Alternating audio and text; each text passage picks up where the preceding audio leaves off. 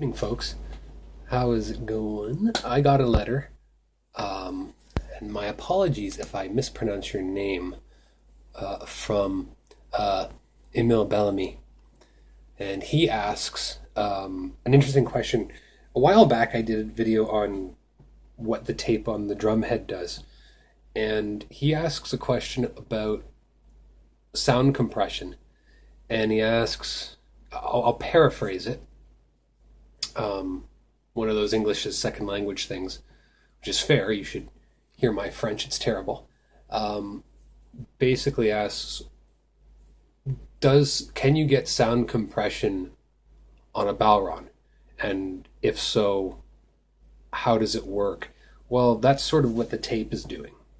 So I have two drums here. They're both at the same tuning. One untaped. And just really quick, an untaped head.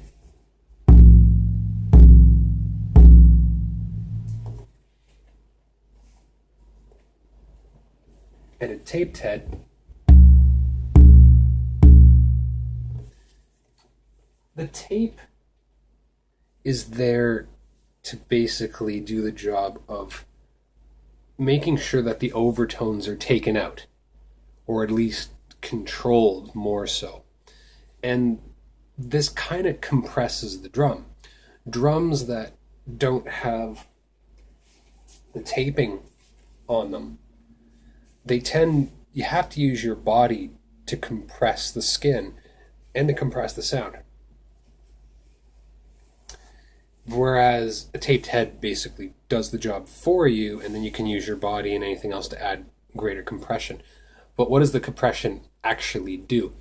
Well, I took something out of the world of guitars, and yes, guitars are not drums, but it was explained very simply and elegantly that sound compression in its simplest form basically takes your sound and it kind of letterboxes the entire thing.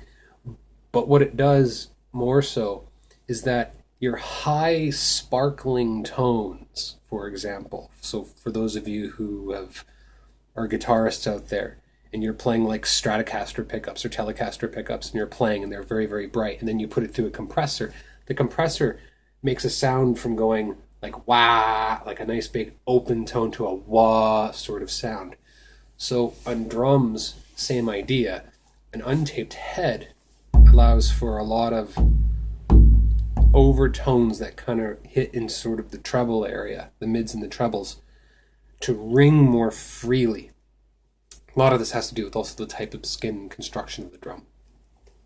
A taped head, by comparison, basically takes the top of the treble range and squeezes it in a bit. Consequently, it takes the lower and tidies it up as well. But it does more than just that.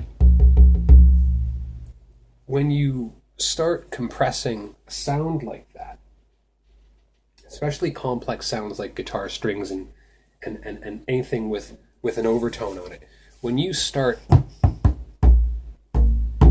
to compress that, what ends up happening is that you tend to get a punchier sort of sound. So untaped drums don't have that same sort of clean punch. You have to really work to get a really clean punch. The taped drum heads, by comparison, you have to. And what you end up getting in effect is that all of your loud sounds that are already sort of there in the vibrations of the skin and the sounds that would otherwise be picked up by your ears or whatnot, those loud sounds get quieter. And the quiet sounds in the drum get perceivably louder by comparison. Not only are they not fighting for the same amount of volume in the signal, but they are now more equal. And you can get more of this cleaner sort of sound. In effect, you're actually quietening the drum in a way, but you're also cleaning up the sound signature of the drum. Does this make the drum overtly more loud or quiet? Well, Drums that are severely taped, like when the tape starts to really come in, they get extremely punchy. But they don't have that same omnipotent loudness. Whereas drums that are great big, like my big 20 inches or my big 22 Remo, those are loud, but they're loud with a lot of excess of signal around it. Drums like this, a 16 inch, less of a problem. And if you're a 14 inch or a 12 inch player, you get even less with that because of the skin size. So bigger the skin, louder, but also the more cleaning up you have to do. Whereas on my 16 inch Matloff here, the taping really allows for the sound to be cleaned up a lot better. And this is kind of where you have to experiment with how much tape you want on the drum. Too much taping, you compress the sound more. You ultimately will make the drum a little bit quieter, but you will clean up the tones. But then you start losing your trebles and you start losing your bass, and all you get are the mids, and you kind of squish everything too close together. Mind you, far too much skin, and you may end up with tones that run away.